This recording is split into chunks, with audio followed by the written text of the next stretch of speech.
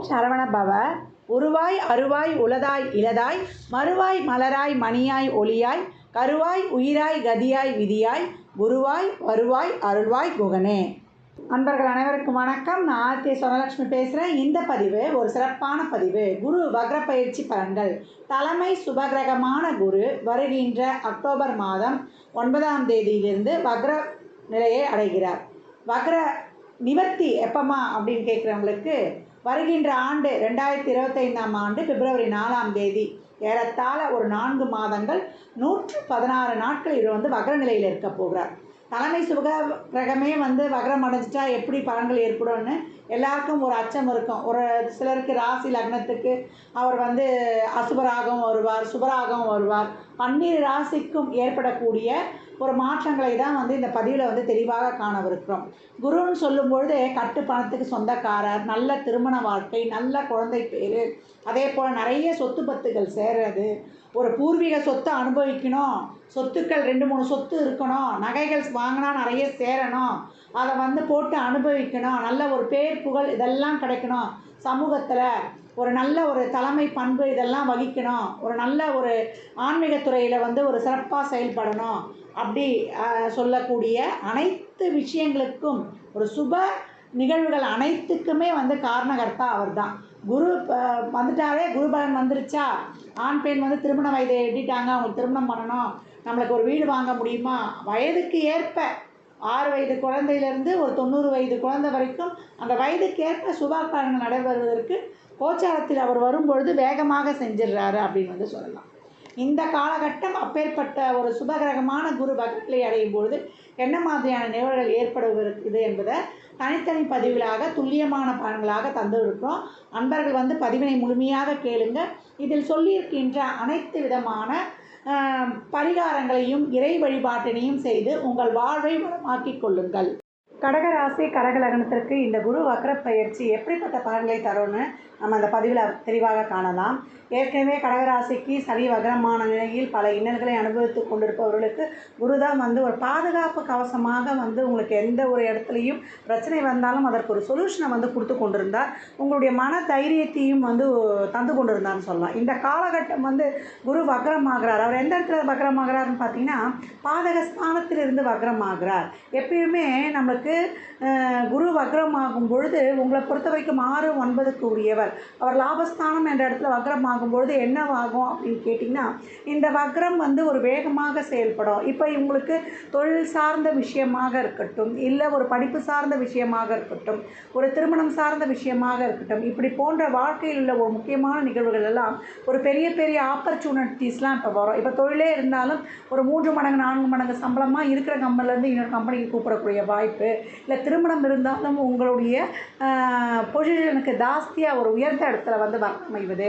படிக்கிற பிள்ளைகளுக்கு எல்லாருமே சொல்லுவாங்க, இந்த கோர்ஸ் படித்தா அப்படி ஆகிடலாம், நம்ம நல்லா இருக்கும், இதில் ரொம்ப இதெல்லாம் இருக்குது, பெனிஃபிட்லாம் இருக்குது அப்படின்லாம் சொல்லுவாங்க. ஆனால் சம்மந்தமே இல்லாமல் உங்களுக்கு அதில் ஒரு மேக்ஸோ ஒரு இதுவோ இருந்து அது உங்களால் அதை ஏற்கனவே நீங்கள் ஒரு மேக்ஸில் வீக்காக இருக்க ஸ்டூடெண்ட்டுனா திடீர்னு அந்த மேக்ஸ் சம்மந்தப்பட்ட விஷயத்தில் நீங்கள் போகும்போது உங்களுக்கு அப்படி கஷ்டங்கள் உண்டாகும். உங்களால் அதை டேக்கிள் பண்ண முடியாது. இதையெல்லாம் ஆனால் உங்களுக்கு ஈஸியாக அந்த வாய்ப்பு, அந்த கோர்ஸ் யாருக்குமே கிடைக்காது, ஆனால் எனக்கு கிடச்சிருச்சு, நான் போய் ஜாயின் பண்ணிடலாமா அப்படின்ற ஒரு சிந்தனையெல்லாம் இப்போ மனது அலைப்பாயும், எண்ணோட்டங்கள் ஒரு குழப்ப சூழலில் இருக்கும். இப்போ எப்பேற்பட்ட ஒரு நல்ல வாய்ப்பு மாதிரி நம்ம கண்ணுக்கு தென்பட்டாலுமே அவை நம்மளுக்கு பூரணமான பலனமைக்குமா என்ற ஒரு சிந்தனை நோக்கோடு பொறுமையாக 4 பேர்கிட்ட விசாரித்து அதில் முடிவெடுக்கணும். அறியாத தெரியாத விஷயங்களை அவாய்ட் பண்ணணும். ஒரு சிலர்லாம் சொல்லுவாங்க, இந்த பிஸ்னஸ்லாம் பண்ணால் நல்லா போயிடலாங்க, ஒரு டபுள் மடங்கு நம்மளுக்கு கிடைக்கும் அப்படின்றது போலையும், தொழிலில் மிகப்பெரிய ஒரு நல்ல ஆப்பர்ச்சுனிட்டிஸ் அப்படிலாம் வர்றதோ ஒரு மாதிரி நம்மளுக்கு தெரியாத முகம் தெரியாதவர்கள் மூலியமாக, அது மாதிரி புது நபர்கள் மூலியமாக எந்த ஒரு விஷயத்திலையும் வரக்கூடிய விஷயங்களை ஆய்ந்து தெளிந்து நீங்கள் எடுக்கணும். இந்த காலகட்டம் ஒரு பூர்வீக சொத்துலையோ இல்லை ஒரு தந்தை உறவுகளுடனோ வாக்குவாதங்கள், அதை பற்றிய பிரச்சனைகள்லாம் போய் பேசாதீங்க. அதே போல் இந்த காலகட்டம் போது ஒரு பருப்பு சார்ந்த விஷயங்கள், ஒரு ஆராய்ச்சி கல்விக்கான ஒரு முயற்சிகளை மேற்கொள்வதெல்லாம் கொஞ்சம் விசாரித்து நீங்கள் இது பண்ணலாம். இப்போ நம்ம வந்து ஒரு நல்ல ஒரு நமக்கு ஒரு வழிவகைகள் கிடைக்குமா, ஒரு பொருள் நம்ம ஒரு தங்க நகைகள்லாம் இருக்குது அப்படின்னு சொன்னீங்கன்னா, ஒரு பொருளை வந்து ஒரு அடமானம்லாம் அவ்வளோ சீக்கிரம் எடுத்துகிட்டு போய் வச்சிடாதீங்க. பின்னாடி வந்து அதை வந்து உங்களை வந்து மீட்டுவதற்கு ரொம்ப வந்து கஷ்டமாக இருக்கும். மற்றவரை நம்பி இந்த பணம் குடுக்கல் வாங்கல் விஷயத்தெல்லாம் கொஞ்சம் கவனமாக இருங்க. ஒரு பெரிய தொகையை கொடுத்து எங்கேயும் வந்து லாக் ஆகிடாதீங்க. இந்த விஷயங்களையும் நீங்கள் வந்து கவனமாக இருக்கணும். அதே போல் பயணங்கள் சார்ந்த விஷயங்களையும், உடல் ஆரோக்கியம், கடன் குடுக்கல் வாங்கல் இதெல்லாம் வந்து இப்போ நிறைய இடத்துல கேட்ட உடனே கடன் கிடச்சிடும். அப்புறம் அந்த கடன் வந்து உங்களுக்கு பின்னாடி வந்து ஒரு பெரிய பலு செலவாக ஆகிடும். அதே போல் குழந்தை பிறப்பு விஷயத்தெல்லாம் உங்களுக்கு இயற்கையாக பிறக்கக்கூடிய வாய்ப்புகள்லாம் இருக்கும். ஆனால் நீங்கள் அவசரப்பட்டு போய் ஒரு ஐவி ட்ரீட்மெண்ட்லாம் எடுத்துடாதீங்க. இந்த காலகட்டம் வந்து கொஞ்சம் நீங்கள் வந்து இந்த வைத்தியம் பார்க்குற விஷயங்கள்லாம் பொறுமைக்காருங்க. உங்கள் உடலை வந்து நீங்கள் ரெடி பண்ணிக்கோங்க. அதற்கான இயற்கை வழிபாடுகளும் எக்ஸசைஸும் நம்ம உணவு பழக்க முறைகளையும் மாற்றியே நம்ம வந்து நிறைய இது பண்ணிடலாம்.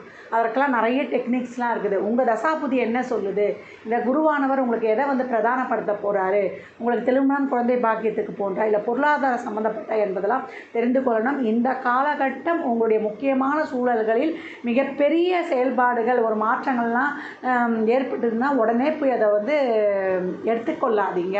கொஞ்சம் ஆலோசனை செய்து எடுக்கணும். இல்லைன்னா இருக்கிறத வைத்து அப்படியே கடந்து வந்துடுவது.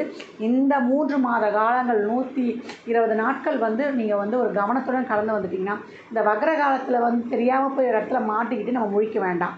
நம்ம தசாபுதிகள்லாம் இன்னும் சிறப்பு இல்லைன்னா நல்லா கேட்டுக்கோங்க. இப்போ கடக லக்னம் கடக ராசியாக இருந்தாலும் பாதிப்பு ஜாஸ்தி. இப்போ கடக லக்னம் கும்பராசி இல்லை கடக ராசி கும்பலகம் இப்படி இருந்தாலுமே ஏன்னா சாதகமாக இப்போ குரு யார் யாருக்கெல்லாம் கொஞ்சம் பார்வை போத்து கொண்டிருக்கிறாரு, ஒரு விருச்சிக ராசி, ஒரு மகர ராசி இவங்கெல்லாம் வந்து கொஞ்சம் அப்படியே வந்துடுவாங்கன்னு சொல்லலாம். அப்போ ஒரு ரிஷப ராசியாக இருந்தால் கூட ஏதோ ஒரு அட்ஜஸ்ட் பண்ணி வந்துடுறாங்கன்னு வச்சுக்கலாம். இப்போ இந்த மீனம் கும்பம் மகரம், மீனம் கும்பம் இந்த ராசிகள்லாம் உங்களுக்கு வருது, நீங்களே வந்து கடக ராசியாகவே இருக்கிறீங்க அப்படின்றவங்கெல்லாம் வந்து கொஞ்சம் கவனமாக இருக்கணும். இந்த 7.5 சனி போய் இந்த வக்ர காலங்கள்லாம் இருக்குது அப்படின்றவங்கெல்லாம் உங்கள் தசாபுதியே ஒரு ராகு கேதா சனி செவ்வாயா இப்படிலாம் வரும்போது கொஞ்சம் கவனமாக இருக்கணும் அப்படின்னு வந்து சொல்லலாம். ஒரு மிதுன லக்னமாக இருந்தாலும் இந்த காலகட்டம் வந்து நீங்கள் கொஞ்சம் கவனமாக இருக்கணும். ஏன்னா அங்கேயும் 12ல் குரு இருப்பார். இதெல்லாம் பார்த்து உங்களுக்கு யார் யாருக்கெல்லாம் இப்போ ஒரு குரு பார்வை இருக்கிற ஒரு ராசி லக்னமாக இருந்தால் கொஞ்சம் நீங்கள் வந்து இது வரைக்கும் சமாளித்து கொண்டு வந்திருந்தீங்க. இப்போ நேர் எதிர் மாதிரியாக டஃப்பாக போயிட்டு கொண்டு இருக்குது அப்படின்றவங்களாம் இன்னும் கொஞ்சம் நீங்கள் கவனமாக இருக்கணும். இப்போ தசாபுதிகளும் சிறப்பாக போகாத பட்சத்தில் இப்போ இல்லைங்க எங்களுக்கு குருவும் வக்ரமாக இருக்குது, தசாபுதியும் சிறப்பாக இருக்குது அப்படின்றவங்களுக்குலாம் பார்த்தீங்கன்னா ஒரு கோயில் கும்பாபிஷேகம் பண்ணி ஒரு ஆன்மீக பயணம், அதே போல் ஒரு தொழில் மாறுதலுக்கான ஒரு வாய்ப்பு, ஒரு 2வது திருமணத்திற்கான வாய்ப்பு, ஒரு திருமணம் முடியலைன்னா கூட அது ஒரு சிலருக்கெல்லாம் பேசி முடியாது. இப்படி ஒரு சில நல்ல நிகழ்வுகளும் ஏற்படக்கூடிய வாய்ப்பு இருக்குது. தசாபுத்தியும் சிறப்பாக இருந்து குரு வக்ரமாக இருக்கிறவர்களுக்கு அப்படின்னு வந்து சொல்லலாம். இப்போ நம்மளுக்கு நடக்கக்கூடிய தசாபுத்தியும் குரு எப்படி இருக்கிறாருன்றதை வச்சு தான் இந்த பலன்களில் வந்து நம்ம பெரும்பான்மையாக எடுத்துருக்கணும்.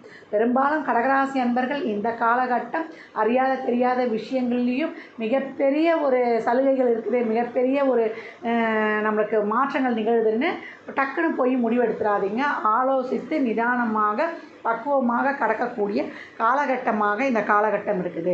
குறிப்பாக நீங்கள் வந்து சனிக்கிழமை தோறும் ஒரு குருவுடைய வழிபாடு வைத்துக்கொள்வது, வியாழந்தோறும் வழிபாடு செய்வது, குலதெய்வ கோயிலுக்கு செல்வது இதெல்லாம் உங்களுக்கு இந்த காலகட்டம் வந்து ரொம்ப நன்மையை பயக்கும். சிவ வழிபாடு வைத்து கொள்ளுங்கள். இந்த காலகட்டம் வந்து உங்களுடைய நீண்ட கால ஒரு சிலருக்குலாம் நான் சொன்ன மாதிரி தான் ஒரு நீண்ட காலம் போட்ட அந்த திட்டங்கள் ஒரு வழிவகைகள்லாம் ஒரு சிலருக்கு வந்து கிளிக் ஆகக்கூடிய வாய்ப்பு, ஒரு சிலருக்கு குழப்ப நிலையிலையும் வச்சிடும். சிந்தனை தெளிவில் ஒரு எண்ணோட்ட மாறுதலையும் கொடுக்கும். இந்த காலகட்டம் ஸ்கூல் டீச்சர்ஸ் கிட்ட அதே போல் நம்மளை விட மூத்தவங்க கிட்டலாம் கொஞ்சம் எதுவும் ஒரு காரசாரமான வார்த்தை விவாதங்கள்லாம் வைத்துக்கொள்ளாதீங்க. தந்தையுடனெல்லாம் நிறைய விட்டு கொடுத்து போயிடுங்க. இந்த சூரியன் சனி தொடர்பு இருப்பவர்களாக இந்த காலகட்டம் எந்த உறவாக வருதோ அந்த உறவுக்கிட்டலாம் நிறைய விட்டு கொடுத்து போயிடுங்க. ஏன்னா நீங்கள் வந்து அவங்களுக்கு புரிய வைக்க முடியாது, அவங்க உங்களுக்கு புரிய வைக்க முடியாது. அப்போ 2 பேருக்குமே கருத்து மோதல்கள் நிறைய இருக்கும். ஆனால் இல்லாத போது அந்த உறவுகளை நம்ம தேடும். அதனால் ரொம்ப வந்து கவனமாக இருக்க வேண்டியது கடக ராசி அப்படி லக்னம் அப்படின்னு வந்து சொல்லலாம். தசாபுதிகள் சிறப்பில்லாத பட்சத்தில் சிவ வழிபாடு மேற்கொள்ளுங்க. முருகனை வந்து அனுதினமும் வழிபடுவது இந்த காலகட்டம்.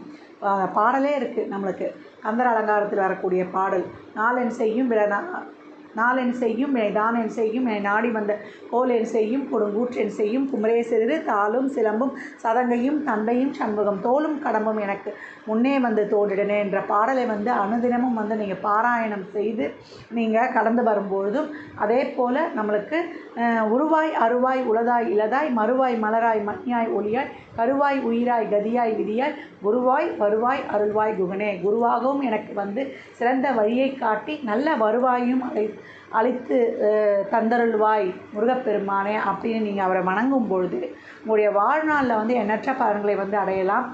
குருனாலே குழந்தைகள் தான். குழந்தைகளுக்கு தேவையான உங்களுக்கு ஆடை தானம், அன்னதானம், அதே போல் அவங்க படிப்புக்கு குருனாலே பேரறிவாளன் தான். அப்போ அவங்க புக்ஸு, நோட்டு, பென் இதெல்லாம் வாங்கி கொடுப்பது, இல்லை நீங்கள் யாரை ஒரு குருவாக நினைக்கிறீங்களோ அவங்களுக்கு உங்களுக்கு தேவையான உதவிகளை செய்து கொடுப்பது, அவங்களுக்கு ஒரு சர்ப்ரைஸ் பண்ணுறது, அவங்க ஒரு கஷ்ட நிலையில் இருந்தால் இப்படிலாம் செய்யும்போது உங்களுக்கு ரொம்ப சிறப்பான பலன்களை அளிக்கும். யாழந்தோறும் ஒரு தசாபதிலாம் சிறப்புனா ஒரு 3 நெய் தீபமோ நல்லெண்ணெய் தீபமோ ஏற்றுங்க.